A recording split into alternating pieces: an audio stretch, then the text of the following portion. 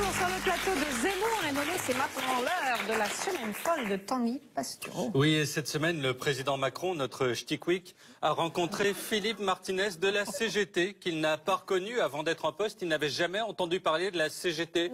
Il lui a dit « Ah Gérard, je vous ai adoré en Félix dans Le Père Noël est une ordure ». Puis il s'est rendu au G7 en Sicile, où il s'est baladé au milieu des plantes avec Trudeau, Premier ministre canadien. C'était parfait parce que tous les deux ont encore l'âge de bourgeonner au printemps. Donc on serait cru chez Jardiland. Ils sont allés voir la vue, forcément moins belle qu'eux, en se bouffant des yeux. Le prochain G7 aura lieu à Mykonos. Puis ils ont posé ensemble, sublimes comme des dieux. Même Éric Zemmour, qui est aussi hétéro qu'un bonobo en quête de paix sociale, en voyant ça, est liquide. Il a ensuite croisé Trump, dont il a chopé la pogne avant que l'autre ait le temps de la refermer. Hein, c'est pas une main que Macron a, c'est un pied à loup. Les présidents sont pas équipés de bois pour se battre comme les reines, donc c'est comme ça qu'ils se dominent. Il a aussi vu Merkel qui s'est mise à minauder, normal, elle a eu Sarkozy, Hollande et d'un coup la France le offre Macron. Donc pour elle, c'est comme de passer d'une retraite de l'abbaye de Sénanque à une soirée de Chippendale où un type bodybuildé retire son slip. Même Madame Macron, elle, a rencontré Melania Trump, dont le visage est figé par le botox. C'était comme une visite au musée Grévin. C'est elle qui avait, regardez, la jupe la plus courte. Si on la prenait, elle et la dame à côté, et qu'on faisait la moyenne, on obtenait la tenue de toutes les autres. Cette semaine, Bruno Le Maire, ministre des Finances, a profité de sa notoriété pour draguer des jeunes filles. Il a la vie de Jean-Luc Lahaye, mais sans futale de cuir. C'est le seul à cadrer la fille qui elle-même cadre la photo. Si là c'est pas droit, il vaut mieux qu'il se mette à la peinture. Puis Édouard Philippe, le Premier ministre poilu, l'a rejoint afin de le soutenir pour les législatives. Le maire a retiré sa veste, qui était abîmée à force d'être retournée. Ils ont bu 10 calvas. Ils ont bu 10 calvas chacun, ce sont des Normands. Puis ils sont allés vomir dans les tentes, comme lors d'une fin de mariage.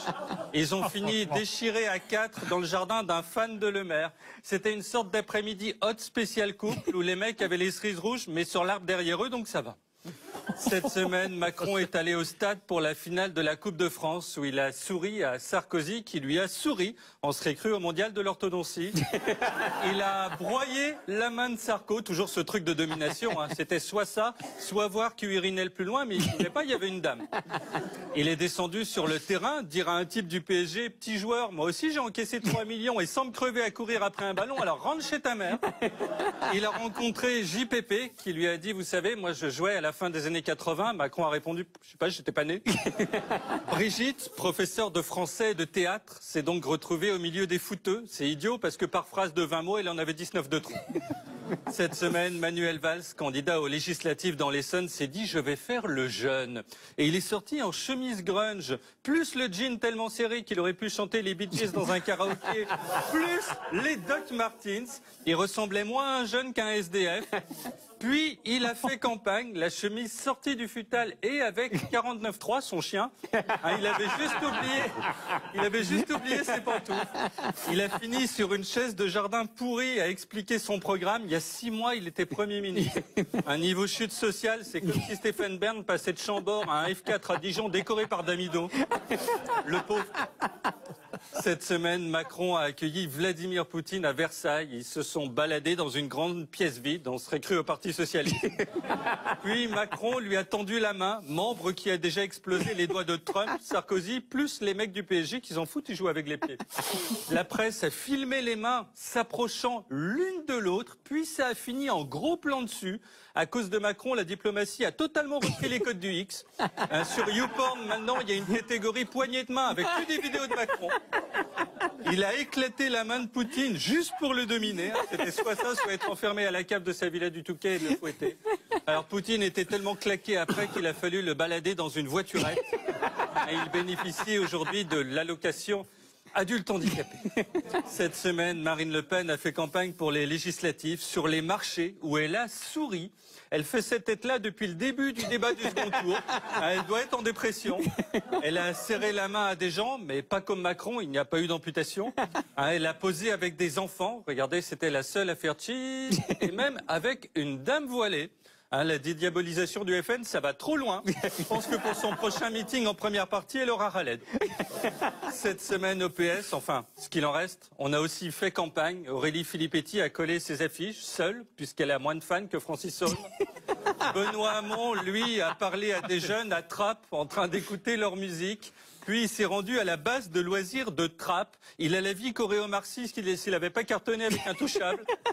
Cambadélis a fait un discours juché sur une palette, puis sur 2 palettes. C'est comme le dîner de con, il va finir par nous faire une tour Eiffel en palette.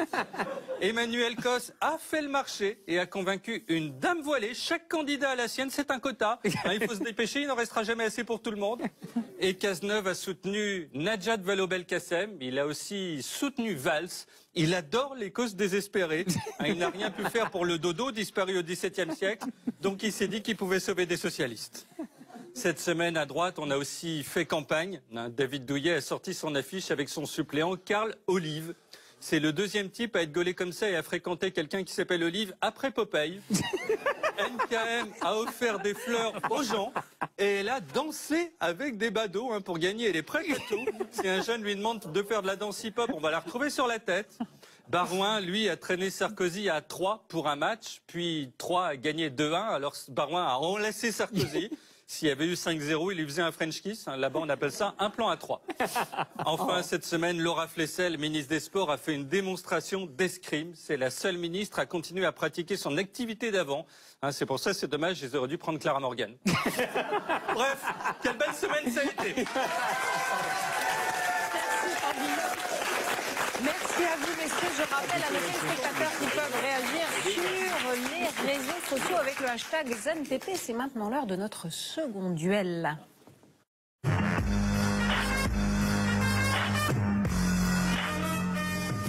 J'ai 66 ans. Et non, j'ai pas 66 ans moi. J'ai 66 ans et j'ai l'impression que tout ce que j'ai fait dans ma vie est abîmé, cassé, tout ce à quoi j'ai cru. C'était les mots amers de Martine Aubry, Tanguy, cette semaine. Et quand Martine Aubry pleure, Jean-Luc Mélenchon rit. Fort de ses 7 millions de voix au premier tour de la présidentielle, le leader de la France insoumise veut s'imposer comme le premier opposant à Emmanuel Macron. Pour en parler, nous recevons le socialiste Patrick Mennucci et Éric Coquerel de la France insoumise. Mais auparavant, regardez ces images de Jean-Luc Mélenchon. Elles ont fait polémique cette semaine. Comment il s'appelle le dernier là, que son nom m'échappe, qui était Premier ministre là, comment vous l'appelez? Oui, Cazeneuve, le gars qui s'est occupé de l'assassinat de Rémi Fraisse. Le gars qui a fait gazer, matraquer toutes les manifestations et qui prend maintenant à venir prendre sa tête de petit sac d'Itouche pour me dire que c'est moi qui ne sais pas choisir entre le Front National et je sais pas qui. Et voici Patrick Mennucci et Éric Coquerel. Messieurs, c'est par ici. Venez, venez vous asseoir avec nous. Merci beaucoup de votre présence sur le plateau. Prenez place, Patrick Mennucci. Messieurs. Bonsoir, Patrick Mennucci. Oui, messieurs, dames, c'est agréable. J'ai déjà dit bonjour, madame. Ah bon, oui, on s'est salué. La polémique commence, ça y est, ça commence. Allez, de gauche irréconciliable. Ça, c'est mon argument. Ah ouais, vraiment, ça va. Allez, bonsoir Patrick Mennucci. Vous êtes député PS des Bouches-du-Rhône, candidat aux législatives à Marseille. La dernière fois, en 2012, Jean-Luc Mélenchon avait choisi un duel avec Marine Le Pen à Hénin-Beaumont, un duel qu'il avait perdu. Et cette année, ça tombe sur vous. Il est candidat à Marseille aussi. Éric Coquerel, bonsoir. Vous êtes très proche de Jean-Luc Mélenchon et candidat de la France Insoumise en Seine-Saint-Denis. Alors tout de suite, pour clarifier les choses, est-ce que, Éric Coquerel, vous avez été un peu ému, choqué par les propos de Jean-Luc Mélenchon? Ah oui, moi j'étais beaucoup ému et choqué en 2014 quand Rémi Fraisse a été tué dans une zone humide, un militant pacifiste. Et à l'époque, je vous ferai remarquer que si vous regardez nos propos, nous avions tous dit, beaucoup, que ce soit Jean-Luc et moi, on était là, cette journée-là, on était justement à ces events, mais aussi des gens comme Beauvais, etc. Nous avions tous pointé la responsabilité politique du ministre de l'Intérieur dans ce qui s'est passé. Bon, il y a aujourd'hui une enquête qui est en cours. Il y a une charge d'homicide. La responsabilité de l'État va être cherchée devant le tribunal administratif. Et moi, je considère, mais comme d'ailleurs à l'époque, la gauche, y compris les socialistes, considéraient que Pasqua avait été responsable de la mort de Malik Oussekine. Je considère que le responsable politique qui demande à ces hommes de tenir coûte que coûte dans un endroit et dans une situation qui est très compliquée pour le maintien de l'ordre, que les responsables premiers ne sont pas ceux qui étaient sur le terrain, mais celui qui avait la responsabilité politique, et il aurait dû démissionner. Donc moi, dans cette affaire, si vous voulez, c'est toujours la mort du jeune homme qui m'insupporte. Au-delà de tel ou tel propos, Jean-Luc a expliqué qu'assassinat n'était pas le propos qualifié, c'est un homicide, mais n'empêche, au-delà de ça, nous avons un ministre de l'Intérieur qui, pendant 5 ans, enfin en tout cas pas 5 ans, mais les années où il a été ministre de l'Intérieur. Vous défendez Jean-Luc Mélenchon sans défendre tout en le défendant. Moi j'aimerais savoir ce que vous avez fond du truc, parce que il y a eu la phrase s'est occupé de l'assassinat. On peut être dans le combat politique et pas utiliser n'importe quel argument. Non, mais attendez, la mort de ce jeune homme me choque aussi, mais cette phrase me choque aussi. D'accord, mais j'ai compris qu'elle vous choquait. Il a la responsabilité, le ministre de l'Intérieur a la responsabilité politique plus que ces hommes sur le terrain de ce qui s'est passé. Ce qui s'est passé, comme beaucoup de gestion de maintien de l'ordre, sous Cazeneuve, que ce soit par rapport aux mobilisations sur la loi El Khomri, etc. C'est très souvent, et les policiers, si vous vous souvenez, l'ont dit eux-mêmes, des situations dans lesquelles ils se sont retrouvés par rapport à des situations de maintien de l'ordre sous ordre direct de Beauvau. Donc oui, je vous dis que M. Cazeneuve a eu des responsabilités premières sur beaucoup de violences qui se sont déroulées anormales pendant ces mobilisations et qui ont été jusqu'à la mort d'un jeune homme. Donc voilà, je vous dis très clairement que c'est sa responsabilité politique engagée, qu'il aurait dû démissionner, et que comme c'est qualifié d'homicide, eh bien sa responsabilité politique est engagée sur un homicide. Donc vous voyez, je ne dis pas il a tort, il a raison, j'assume absolument cette position. Parfait. Merci. Bien. Alors, Patrick Menucci, comment vous vous sentez à Marseille avec Jean-Luc Mélenchon face à vous? Moi, je me sens très bien. Ce que je constate, c'est que Jean-Luc Mélenchon, semaine après semaine, il a un peu des difficultés, quoi. Je veux dire, ces phrases-là que vous rappeliez, qui sont absurdes, évidemment, dont il a dit que ça avait dépensé sa pensée, dont acte, mais enfin, quand même, elles ont été prononcées. Je pense qu'il s'est trompé en venant à Marseille. Je pense qu'il a fait une erreur. Et il est en train de s'en rendre compte parce que c'est une circonscription qui est compliquée. On n'est pas qu'un pourcentage. C'est vrai qu'il a fait un très joli pourcentage aux élections présidentielles, mais je vais vous dire, il y a des gens de ma famille qui ont voté pour lui dans cette circonscription. Le fait que notre candidat n'ait pas été capable de s'imposer, le fait que dans les 15 derniers jours, nos électeurs ont cherché à faire un vote utile et se sont prononcés pour Jean-Luc Mélenchon. Moi, ce que je note, c'est qu'il y a Jean-Luc Mélenchon de la présidentielle, quelqu'un qui est dans les débats assez consensuel, qui est habile, même amusant parfois, qui a de l'humour, qui parle de la France, qui parle de l'histoire de notre pays, vers qui on peut se tourner d'ailleurs, qu'on soit de droite ou de gauche. Et puis il y a le Jean-Luc Mélenchon après l'élection présidentielle qui devient ou redevient, moi je plutôt devient parce que je trouve que là on est dans un excès, quelqu'un qui est dans l'excès permanent. Bon alors voilà, moi il refait l'accent marseillais, il nous parle de bouillabaisse, etc. Jamais un mot de politique. J'ai essayé de parler du programme économique de cette organisation assez comment dire, autoritaire qui s'appelle la France Insoumise. Je suis jamais arrivé. J'espère qu'on va pouvoir le faire avec Coquerel. Mais c'est impossible d'avoir un débat politique avec Jean-Luc Mélenchon. Je veux dire, il n'est absolument que dans la démonstration de lui-même, de ce qu'il est, de cette espèce de volonté d'hégémonie sur la gauche. Il ne parle que de ça. Il nous dit pas, je vais. Parti socialiste, c'est quand même extraordinaire d'entendre ça. Le Parti socialiste. Je comprends qu'on soit gêné quand tout d'un coup, on n'a plus l'hégémonie, on se retrouve en position minoritaire. Vous n'avez pas été gêné. Vous n'avez pas été gêné quand vous avez fusionné avec Claude Barthelone pour devenir conseiller régional, enfin élu aux élections régionales. C'est ce qu'on appelle une fusion technique pour respecter le choix de nos électeurs. Si vous ne voulez pas être conseiller régional, démissionnez, puisque c'est les voix du Parti socialiste qui vous ont élu. Mais je vais démissionner quand je serai élu. Non mais attendez, sérieux. Je vais vous expliquer. Je vais démissionner quand je l'espère, je serai élu député de ma circonscription en battant un socialist, c'est-à-dire Yannick Trigance. Voilà, c'est ça les mots. Que je voudrais dire, c'est la seule chose qu'ils ont à la bouche. Mais vous savez ce qui va se passer? Vous savez ce qui va se passer? Ils vont réussir à battre des socialistes. Ils vont se retrouver à l'Assemblée nationale avec 10 élus ou 12. Donc pas de groupe. Mais croyez pas. Peut-être un groupe, je ne sais rien. Mais de toute façon, une inutilité total face à la politique du président de la République. On aurait pu, je vais terminer, mais oui, mais comme ça fait 10 minutes que vous me disez la parole, je vais essayer de vous répondre. Non, mais je sais que vous êtes plein de fougue, mais ça fait pas 10 minutes. Moi, je dis juste une chose, et c'est pas désagréable à l'égard de Jean-Luc Mélenchon ce que je dis.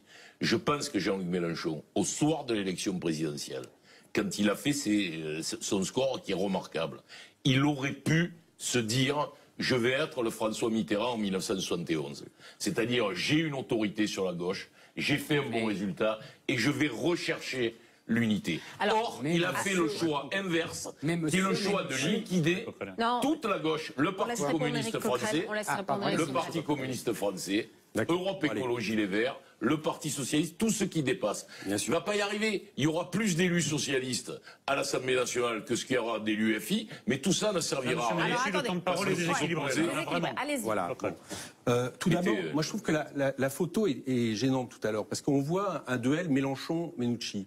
Mais regardez le rapport de force sur la circonscription. N'en déplaise à M. Menucci, c'est pas lui qui est en passe d'aller au deuxième tour. C'est le candidat d'En Marche. Pendant des mois, vous avez dit qu'il fallait pas de C'est le candidat d'En Marche comme à peu près partout. Ce que le Parti socialiste ne comprend pas, c'est que installé sur son espèce de trône sur lequel il était, y compris pour faire des politiques de droite, quand il avait été élu pour faire une politique de gauche, eh bien, il considère toujours aujourd'hui que non, ce n'est pas le parti qui a eu 6,5% aux dernières élections avec Benoît Hamon. Et non, oui, c'est un parti qui peut penser que, en se repeignant tout d'un coup élu de terrain, on va oublier que pendant 5 ans, ils ont voté l'austérité, des lois de dérégulation dans lesquelles continue à s'engouffrer M. Macron. Eh bien, n'en déplaise au Parti socialiste, les électeurs sont plus intelligents à un moment donné que ceux qui prétendent les représenter et qui gouvernent depuis 10 ans. Et c'est ça qui leur arrive.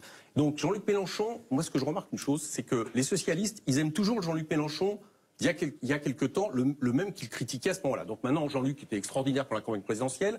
On nous dit, ah, Jean-Luc Mélenchon a été affronté Madame Le Pen en 2012. Mais enfin, est-ce que vous vous souvenez que le seul déplacement de Martine Aubry en 2012 aux législatives a été pour soutenir le candidat socialiste face à Jean-Luc Mélenchon? Donc maintenant, tout d'un coup, on nous fait le son, ah oui, là, il va dans une circonscription. Mais enfin, tout ça est une pure plaisanterie. Le Front National est devenu la deuxième force à Marseille pour la première fois depuis très longtemps sur une élection régionale, grâce à France Insoumise qui était devant. Bien sûr que si. Mais bien sûr que si. Que ce soit le résultat des dernières régionales. Mais c'est pas totalement faux. Écoutez, j'invite tout le monde à regarder. Non, le Front National, je ne vous parle pas seulement de votre circonscription, je parle de Marseille. Nous avons devancé le Front National. Oui, mais d'accord, mais il y a Sarah Soili qui est là sur la 7e. Il n'y a pas que Jean-Luc Mélenchon. Et que, ne vous déplaise, je pense qu'à Marseille comme ailleurs, nous sommes aujourd'hui la force qui est la plus efficace pour faire en sorte que le Front National ne puisse plus progresser dans des endroits où vous les avez laissés progresser. Moi, je ne les ai pas laissés progresser. Alors, le gouvernement je les ai toujours battus. Alors, attendez. J'ai plusieurs choses, parce que là, c'est très intéressant votre dialogue, mais j'ai noté plusieurs choses. La première, Monsieur Menucci d'abord, quand vous évoquez, il aurait pu être le François Mitterrand. 71. Oui, j'ai compris. Le François Mitterrand de 1971, mais c'est exactement ce qu'il veut être. Comme François Mitterrand a voulu tuer le Parti communiste, et il y a réussi, il veut tuer le Parti socialiste. Il faut dire que vous avez déjà fait les 3/4 du boulot.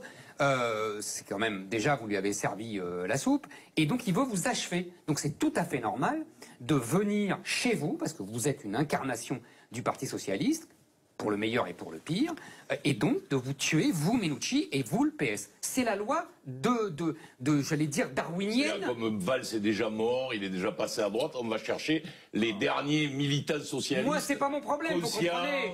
Moi, vous m'accordez... Solide. Vous m'accordez vote à l'Assemblée. Vous m'accordez que ça fait 10 ans que j'annonce la... Je vous ai vu voter toutes les lois d'austérité et de dérégulation, la loi travail, le 40. La loi travail, comment j'ai pu voter la loi travail? Elle n'a jamais arrêté de raconter n'importe quoi. Attendez. Elle n'a jamais été présentée. Vous avez voté la confiance au gouvernement. C'est un problème, justement. Elle n'a jamais été présentée. Vous auriez dû vous... Elle n'a jamais été présentée. Elle n'a jamais été présentée. Je peux continuer. Donc vous pouvez toujours inventer. Non, mais vous n'avez pas protesté, vous n'avez rien dit, mais c'est pas vrai. alors arrêtez de vous plaindre. Laissez parler-vous pour une fois. C'est difficile à remplacer. Totalement. Allez-y. C'est vrai.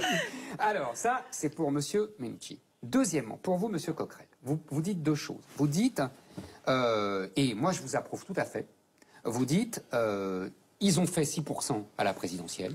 Nous, en parlant de Mélenchon, nous avons fait 19, quasiment 20%. Mais vous avez vu le sondage ce matin quand même. Non, non, attends, 9 et 11. je suis d'accord, mais je suis d'accord. Vraiment, Justement. remarquable. Mais moi, je suis dans votre logique. Au sondage. Ah ben c'est vous qui Tout à l'heure, m'en vous parlez. pas au sondage, et là, Je- vous- je-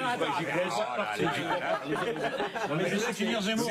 vous interrompt sans Pendant arrêt. des Oui, mois, ça c'est vrai. pendant des mois, Ça vous c'est avez vrai, c'est expliqué- Menucci qui m'interrompt sans arrêt. Pendant Il s'est des mois, passé un vous avez truc expliqué dingue. qu'il fallait interdire les sondages. Éric Nolot a dit laissez finir Absolument, mais Zemmour. ça c'est le coup des Marseillais, Gaudin faisait la même chose. Ou alors, Et- on en est- Donc, sérieusement, vous voyez que bien il y a un avantage à cette logique de la Ve République, l'élection présidentielle. Non mais je dis ça Oui, mais je un sais peu ironiquement et un peu sérieusement, parce que Mélenchon a été le seul, peut-être avec Macron dans un style différent, à réussir l'espèce de mythe gaulliste de la rencontre entre un peuple et un homme. Donc vous voyez que la Ve République n'a pas que des défauts. Et dernière, Nous, il y avait le programme en plus, parce que Macron, il était un peu caché. sans vouloir vous vexer, je La pense personne que l'a vu, hein.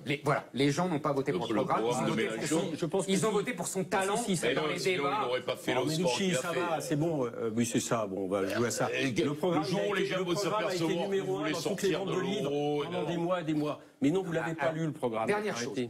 chose La preuve. qui me frappe beaucoup parce que là, je voudrais vraiment avoir une vraie discussion avec vous. Moi aussi. Et d'ailleurs, Menucci peut très Si bien. Menucci m'interrompt pas Voilà, toutes les c'est secondes, ça. on va y arriver. Parce que je pense qu'il y a une illusion. Et qui n'est pas seulement partagée d'ailleurs par les gens de Mélenchon. Hein. Les journalistes répètent ça en boucle et tout le monde répète ça en boucle. Vous dites, vous avez arrêté la progression du Front National dans les classes populaires. Mais c'est un mythe. Ah ouais. C'est un mythe total. Vous avez profité, et on le voit géographiquement d'ailleurs, vous êtes élu en Seine-Saint-Denis et Menucci est élu à Marseille, il pourra me confirmer ce que je dis.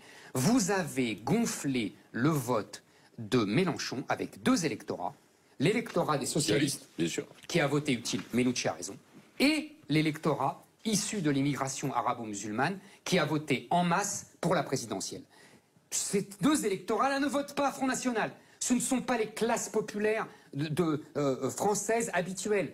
Celles-ci votent en masse Marine Le Pen. Vous n'avez rien arrêté du tout. Vous avez gonflé artificiellement votre vote.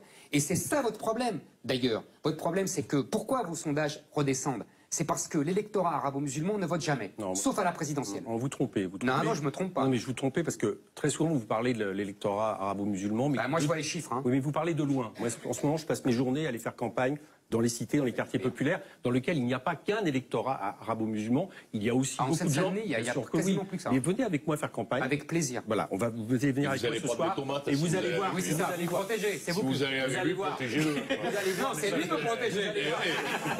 Une fois qu'on l'invite, On n'est pas donné l'histoire. La caractéristique de cet électorat, comme tout électorat populaire souvent en France qui est issu d'immigration récente. Attends, laissez-moi juste en. Je vous laisse, mais parce que là, Non, mais si. Je suis pas d'accord.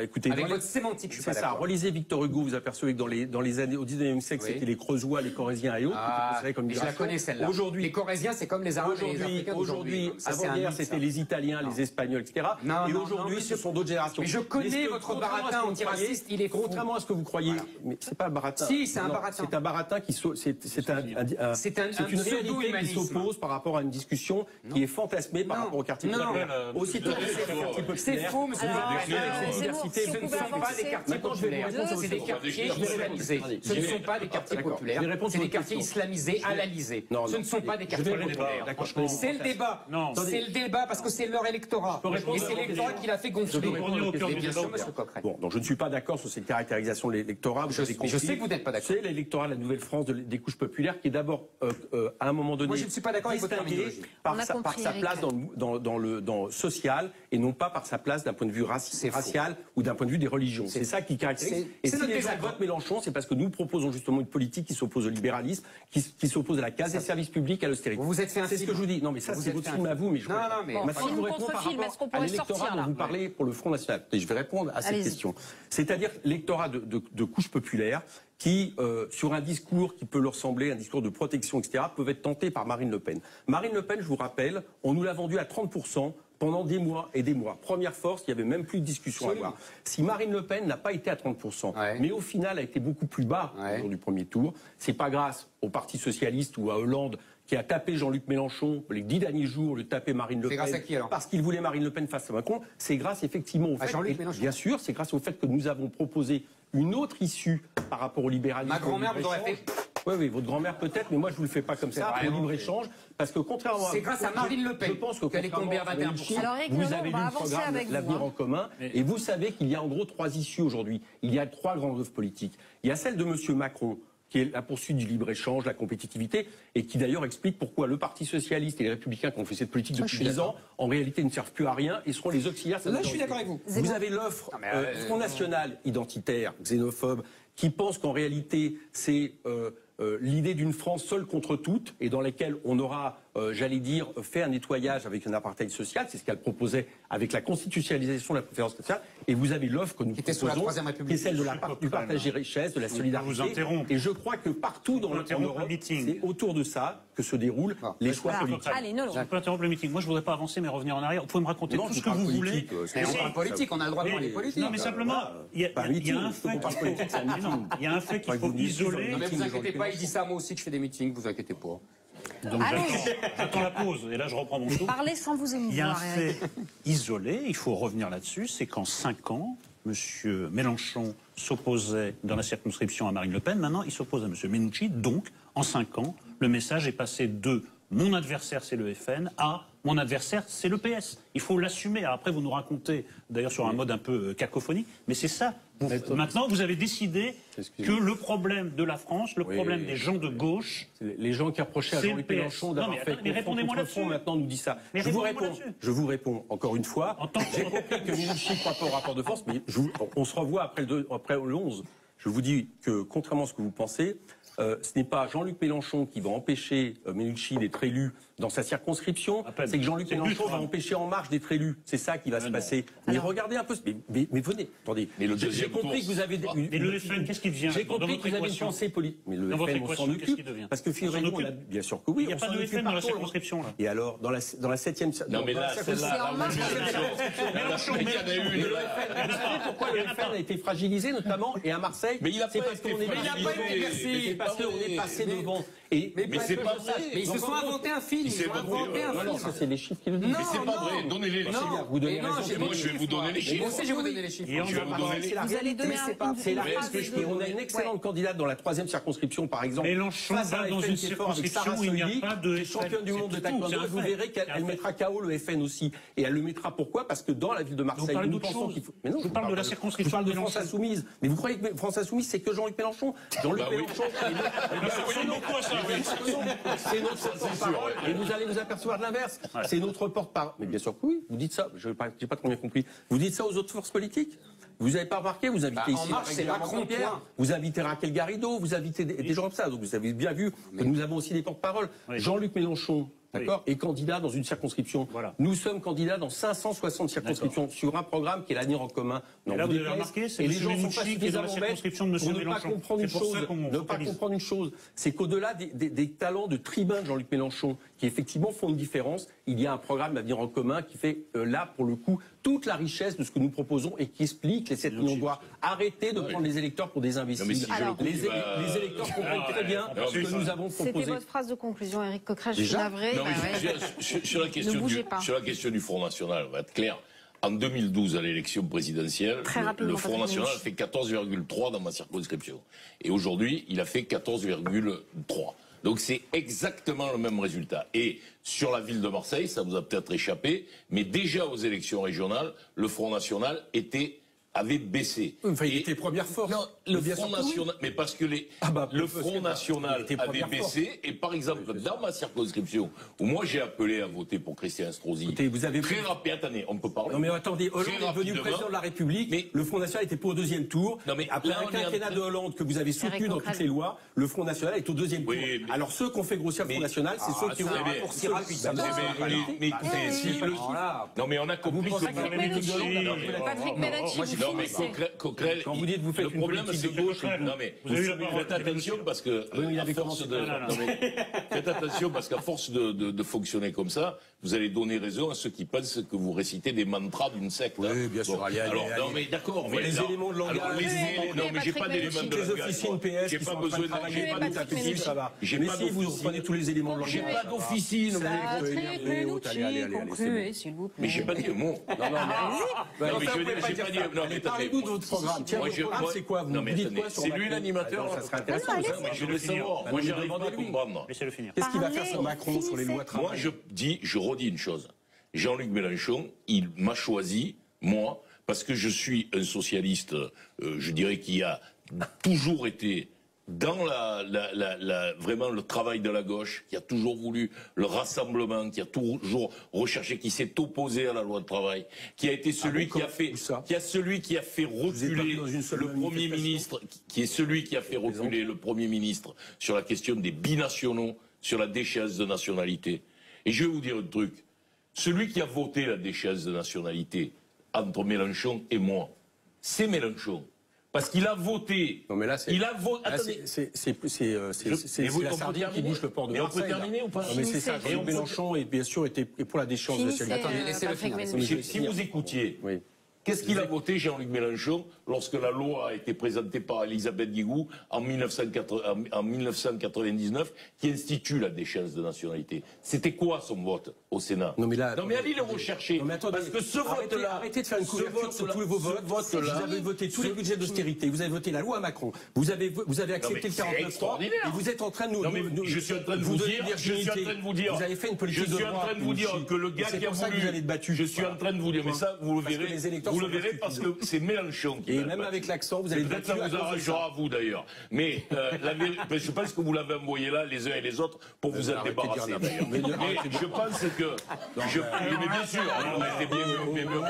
Il faut se calmer, Je suis très calme. Il faut se calmer. c'est Je suis très concluez. calme. Non, je crois que vous. J'ai des informations. Reviens à la raison. Oui, c'est ça. Vous avez J'ai des informations. Mais enfin, c'est pas je des pense- informations, je c'est des pense- complots à ce niveau-là. Non, mais dites-moi ce que vous allez faire sur Macron. Moi, je vais vous dire un Non, mais truc. les électeurs sont Celui qui intéressés. m'a Qu'est-ce que vous allez faire, vous Celui qui m'a expliqué Non, mais pendant excusez-moi, Attendez, Minchi. mais c'est pas Vous possible. pouvez dire à vos électeurs qu'est-ce que vous allez Et vous allez être obligé Nous, de on le dit, écouter. on sera Ça là. n'a Il y a pas aucun trop ici. intérêt comme On émission. finit là. Non, mais Ah, nous, c'est on dit, fini, on là. sera c'est contre bon, la bah, politique non, de mais- M. C'est Macron. fini. Qu'est-ce que Minucci va C'est faire? fini, C'est monsieur intéressant à Coquerel. savoir. C'est fini. Non, je voulais Un juste petit mot de conclusion. dire que celui qui m'a imposé de voter pour Maastricht, c'est Mélenchon. Pendant des heures, il m'a expliqué qu'il fallait le faire. Et sur la question de Ah oui, il a Macron, mis à avoir eu- c'est inscrit dans ma profession de foi. Moi, je ne suis pas dans la majorité Merci. du président de la République. Mais si le président de la République, par exemple, maintient sa proposition de dédoubler les classes de ZEP, je vois pas pourquoi je vais voter Merci contre. beaucoup. Ou si, par exemple, il nous supprime la taxe d'habitation à Marseille, qui est la plus chère du pays, je vois pas pourquoi En non plus je vais augmentant la voter CSG. contre. Monsieur Coquerel, j'avais quand même un petit truc à vous Allez-y, demander à la excusez-moi. fin. Je crois que Je c'était revenais. fini. Oui, c'était fini, mais Non, mais j'ai un elle petit. dit toujours ça pour pouvoir Non, poser il y sa a question de non, la il y a fin. quelque chose qui me chiffonne un peu.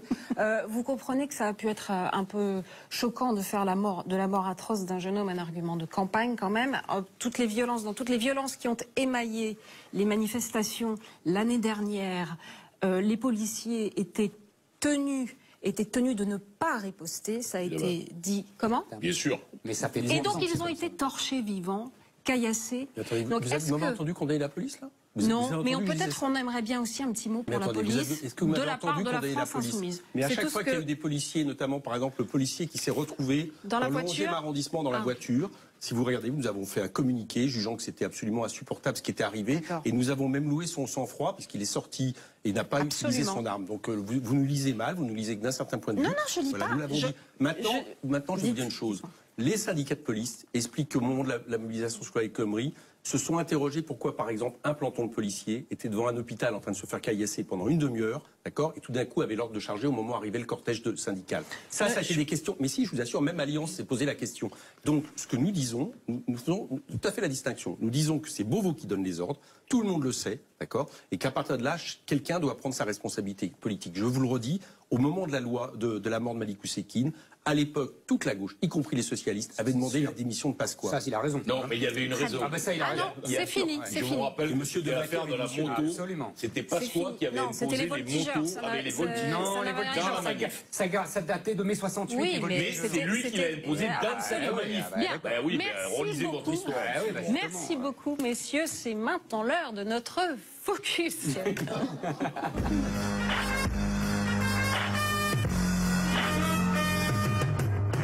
Finir. C'est fini, hein. Ben là, c'est pas fini. Hein. Fragilisé après le score moins bon qu'espéré de Marine Le Pen à la présidentielle, l'enjeu pour le Front National est sans doute aussi de se présenter comme le principal opposant au chef de l'État. Pour en parler Franck de la personne, comédien et candidat dans la Somme, dans la circonscription des Whirlpool, quelques images de sa campagne. Bonjour, ah bah formidable, ça va. Voilà, ça va bien. Son principal adversaire, François Ruffin, l'enfant du pays. Le réalisateur du documentaire engagé Merci Patron vient lui voler la vedette de candidat des ouvriers.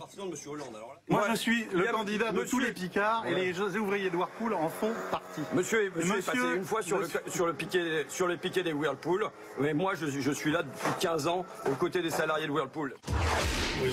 Bonjour, bonjour. Bonjour, monsieur. Bonsoir, bonsoir Franck de la personne. Vous êtes Monique, vous êtes comédien et candidat face à François Ruffin pour la France Insoumise et Pascal Boitard pour la REM. Éric Nolot, vous aviez une première question. Mais oui, c'est... Pardon, je ne suis pas candidat face à François Ruffin. Il y a monsieur Dumont qui est le représentant de monsieur Macron, qui est mon principal adversaire actuellement sur le terrain. C'est pas France Insoumise, c'est ça que vous voulez dire? Oui, c'est pas France Insoumise. Éric Nolot. Moi, j'ai voté pour François Ruffin pour son documentaire et je trouve ça c'est un garçon intéressant. J'étais content de le croiser l'autre jour quand il avait eu son petit documentaire le matin, mais il en voulait un autre l'après-midi. Alors il s'est invité dans le mien, j'ai trouvé ça assez sympathique. Je l'ai reçu avec gentillesse parce que j'aime bien son travail, je trouve que c'est un bon artiste.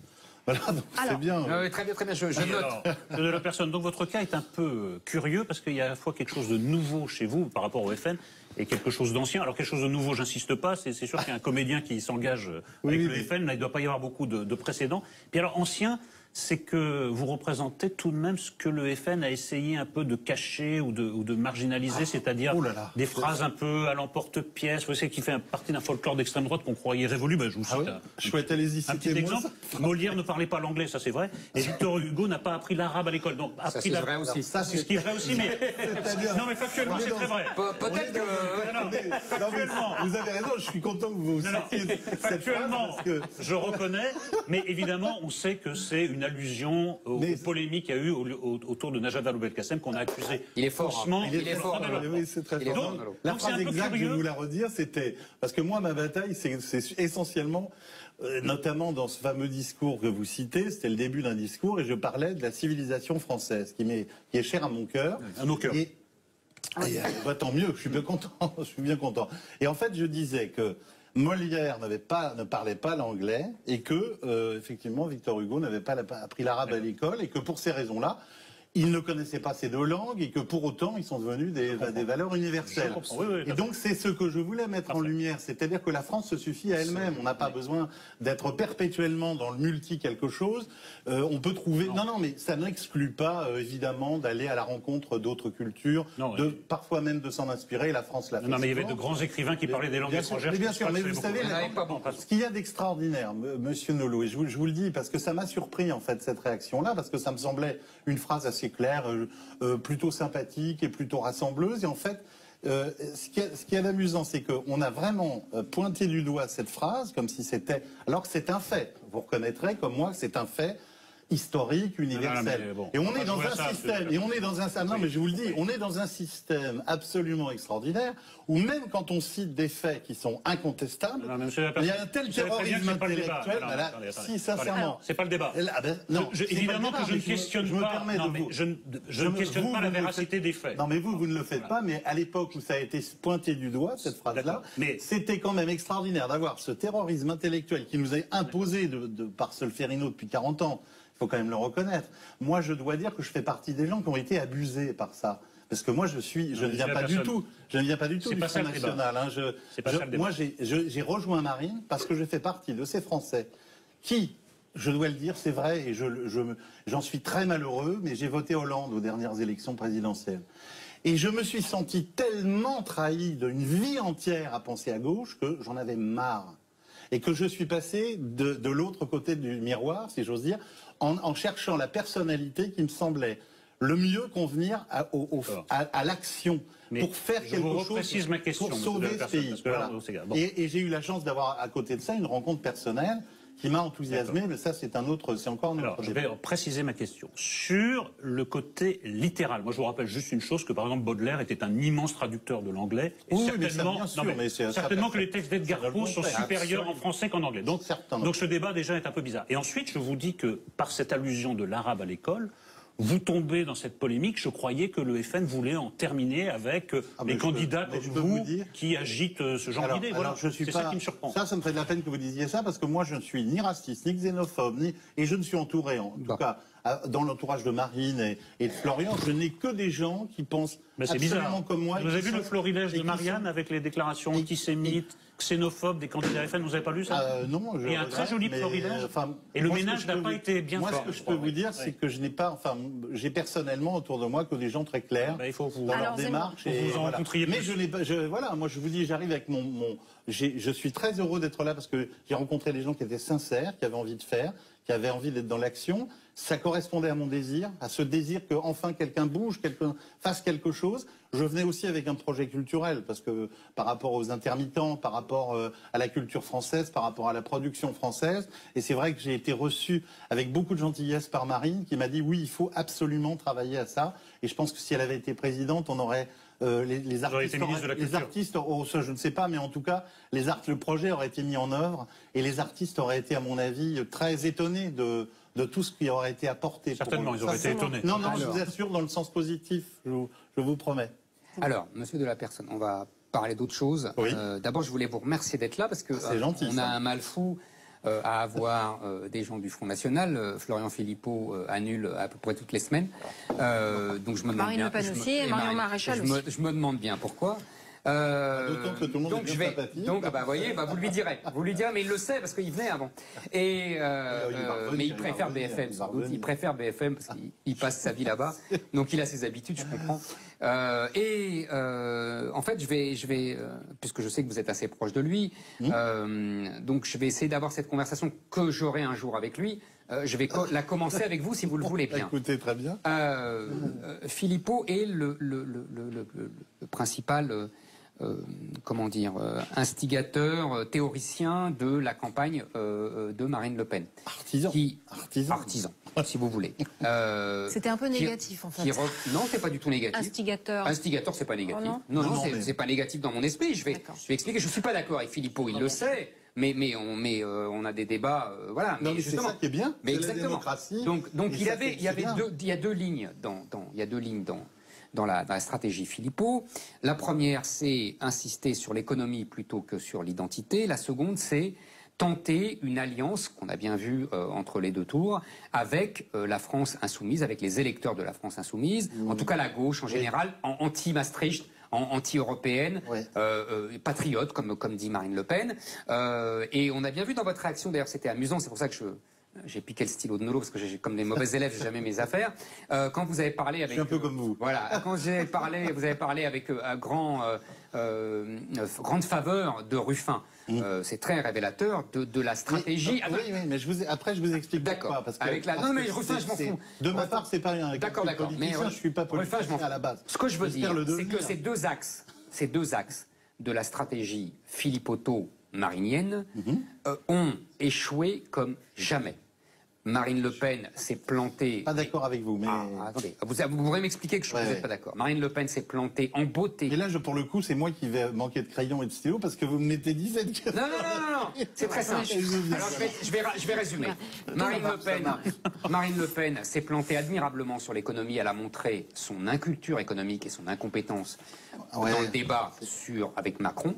Et deuxièmement, la stratégie d'alliance ou de séduction de la gauche a foiré encore plus lamentablement, puisque les électeurs de Mélenchon ne sont pas venus à la rescousse de Marine Le Pen. J'expliquais d'ailleurs pourquoi ils ne peuvent pas venir, puisque j'ai expliqué tout à l'heure à M. Coquerel quelle était sa base électorale. Manifestement, il l'ignorait. Oui, mais j'ai assisté, j'ai trouvé que votre analyse était très juste. Oui, évidemment, mais transmettez à Philippot, parce qu'il n'a toujours pas compris non plus.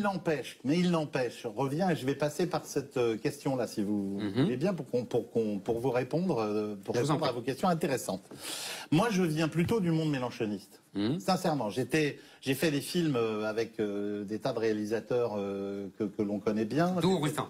Voilà, mais il y en a plein d'autres avec qui j'ai travaillé, qui étaient des amis intimes, qui, pour raisons politiques, ont décidé que j'étais devenu un monstre du jour au lendemain, alors que je suis absolument le même homme, et que mon cœur vibre exactement de la même manière. J'ai connu ça, vous inquiétez pas. Voilà, on est plusieurs à avoir connu ça.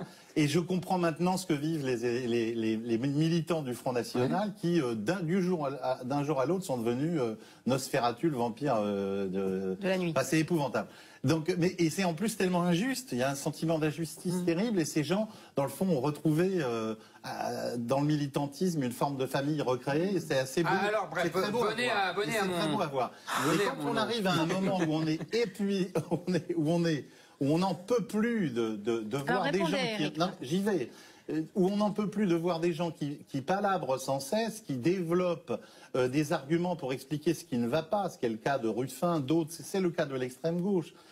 Et moi, je viens de ce monde-là. J'ai compris. Et donc, fondamentalement, quand tout d'un coup on voit que ces gens parlent, font des films, font des livres, en vendent, en vivent bien, je dois le dire, et qu'à l'arrivée, quand l'usine ferme et que les ouvriers sont plantés, parce que c'est facile d'aller dire aux ouvriers, allez, faites la grève. Et puis une fois qu'on les envoie sur les barbelés, comme autrefois les soldats pendant la guerre, parce que c'est exactement le même principe, une fois qu'ils se sont écrabouillés le long des barbelés de l'usine, et qu'à l'arrivée, de toute façon, l'usine ferme, on cherche une autre usine, ce que fait maintenant M. Ruffin dans la Somme. Il y en a plein d'autres qui vont fermer, alors il n'aura que l'embarras du choix.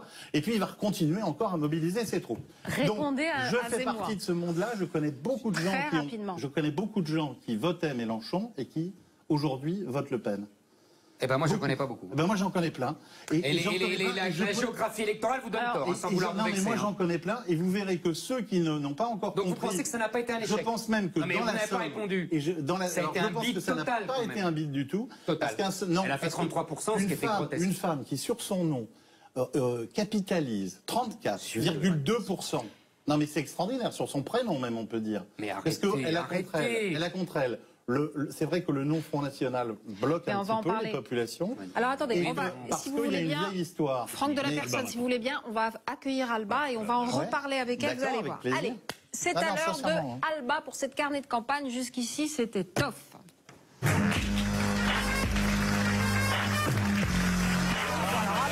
De la Personne. On va parler justement de Marine Le Pen et on va pouvoir reparler de la question que Eric vous a posée et à laquelle vous n'avez pas répondu. Oui.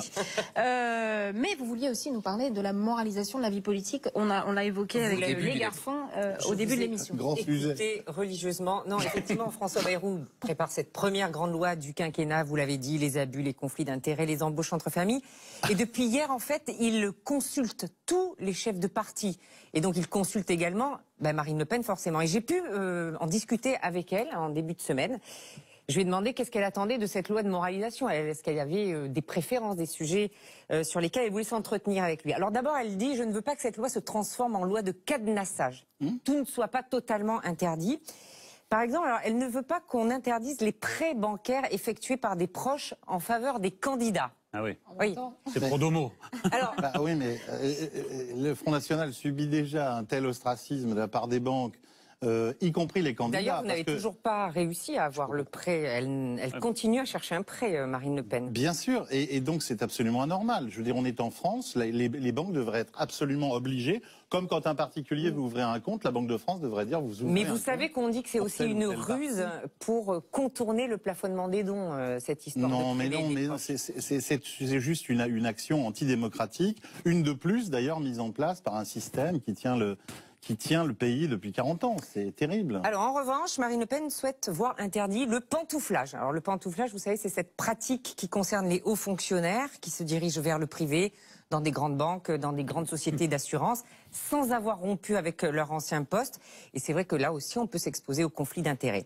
Alors François Bayrou, pour revenir à lui, vous l'avez remarqué, il reste quand même étrangement silencieux sur l'affaire Ferrand. Il reste tout aussi silencieux sur l'affaire Sarnez, cette affaire des assistants encore plus silencieux sur l'affaire Sarnez. Voilà, il y a une enquête préliminaire pour abus de confiance. Ferrand, Sarnez, moi ce que je trouve étonnant, c'est que pourtant le président Macron et le Premier ministre Édouard Philippe ont tout fait pour éviter à leur futur ministre ce genre de mésaventure. Il fallait qu'il soit totalement nickel. Et vous vous souvenez, si l'annonce du gouvernement a pris du retard, c'est parce qu'il y avait le travail de la haute autorité pour la transparence. Il devait faire les vérifications nécessaires avant le casting.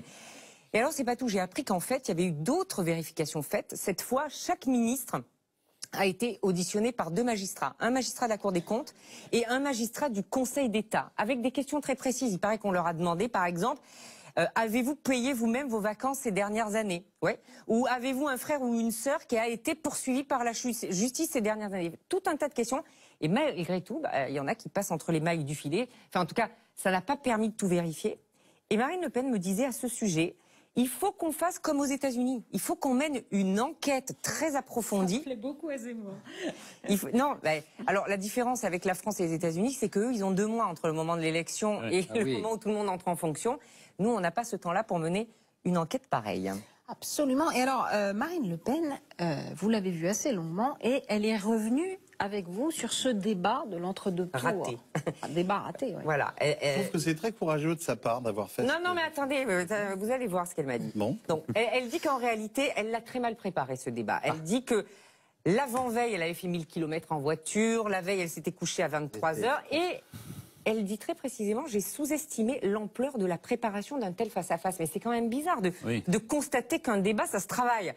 Et alors, en off, quand on la titille un peu, elle revient sur ce mea culpa et elle dit, je pense que le choix de cogner est erroné sur le moment, mais quel avenir on me rendra justice? Parce qu'avec le temps, avec la colère que la politique d'Emmanuel Macron va déclencher dans le pays, on trouvera cet épisode presque amical. Non mais honnêtement, vous avez été déçu, vous, par ce débat? Pas du tout, moi, pas du tout. Alors personnellement, je trouve qu'un débat, c'est fait pour que des idées s'expriment, comme on n'a pas pu les exprimer pendant la campagne. Mais elle a tué ses idées. À cause des affaires qui n'en finissaient plus. Elle n'a pas parlé de ses idées. Elle n'a pas parlé de ses idées. C'était difficile parce que en face, il n'a pas été terrible non plus entre nous. Moi, je suis d'accord. Je l'ai dit, j'ai dit le premier jour. Il avait quand même du blanc à la commission. Non, il répondait à l'agressivité, soyez honnête. Monsieur de la personne, c'était assez vite. Monsieur de la personne, vous avez vraiment le zèle des nouveaux convertis. Monsieur de la personne, moi. Mieux alors. Moi, vous êtes PA. Monsieur de la personne. Non, mais c'est vrai que j'ai une passion pour cette femme parce qu'elle a eu vraiment une envie. Non, mais monsieur de la personne. Monsieur de la personne. Vous pouvez reconnaître ses fautes. Moi, j'ai pas reproché à Marine Le Pen d'avoir attaqué Macron. C'est pas du tout l'objet. Je dirais simplement qu'elle avait 5 ans pour apprendre un polycopier de politique monétaire qu'à Sciences Po, on apprend 3 mois. Je sais, j'y étais. Un polycopier de 200 pages sur la politique monétaire, ça prend 3 mois pour l'apprendre. Elle avait 5 ans. Elle a été incapable de l'apprendre et de comprendre même le fonctionnement de la monnaie. Je pense qu'elle s'est délégitimée toute seule. Non mais je suis pas certain. Il y a un problème de légitimité aujourd'hui. Je ne serais pas aussi dur que vous parce que je pense au contraire que un certain nombre de règles, on va dire la politique économique du front, elle est